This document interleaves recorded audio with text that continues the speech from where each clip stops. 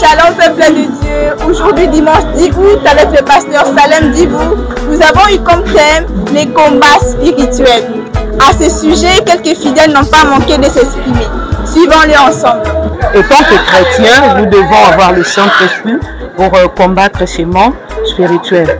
Dieu nous a donné déjà les armes pour combattre ce monde spirituel et nous devons savoir comment utiliser ces armes. Étant enfants de Dieu, nous devons rester dans la foi, nous devons croire et nous devons rester fermes avec le Saint-Esprit pour que nous puissions vaincre dans le monde spirituel.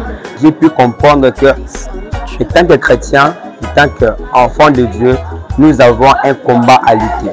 Et ce combat n'est pas charnel, ce combat est spirituel. Et pour vaincre dans ce combat, il y a des armes de l'esprit que Dieu nous donne. L'apôtre Paul nous parle d'Éphésiens que prenez tous les armes de l'esprit afin de pouvoir résister au diable.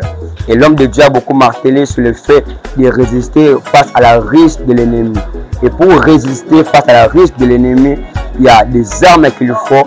Il nous a parlé du ceinture comme vérité et la cuirasse comme justice. Ça fait partie des armes de l'esprit que nous devons prendre pour résister, tenir ferme dans la parole, dans la prière ainsi que dans la foi. Un chrétien doit toujours se revêtir de armes spirituelles pour savoir comment combattre devant l'ennemi, beaucoup plus la parole. Parce que nous savons que le diable a plusieurs techniques pour nous combattre, pour chercher plusieurs entrées. Mais lorsque tu es revêtu de la parole de Dieu, tu vas toujours commencer à vaincre. Le Seigneur nous a parlé plus sur le combat spirituel et sur comment connaître les stratégies que l'ennemi utilise pour combattre les enfants de Dieu. Et notre combat, ce n'est pas un combat dans la chair, c'est un combat spirituel. Le diable utilise tous les moyens nécessaires pour nous nuire. Et ainsi, nous, en tant qu'enfants de Dieu, l'Éternel nous demande de saisir tous les boucliers de la foi et d'avoir l'épée de la foi pour combattre l'ennemi, ainsi que nous serons victorieux dans chaque domaine de notre vie. Le combat spirituel, il nous a démontré que ce combat n'est pas physique, mais c'est spirituel.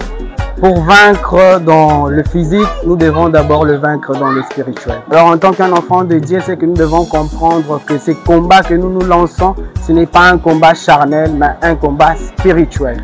Alors nous devons être ancrés dans la parole de Christ.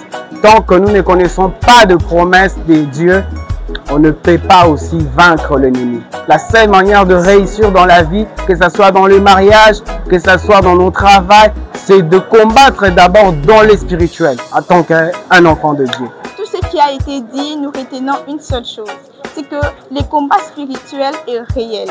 Les promesses de Dieu sont aussi réelles. Alors, en tant que chrétiens, il est important pour nous de revêtir l'armure de Dieu pour jouir de toutes les bénédictions que Christ nous a données. Shalom chez vous.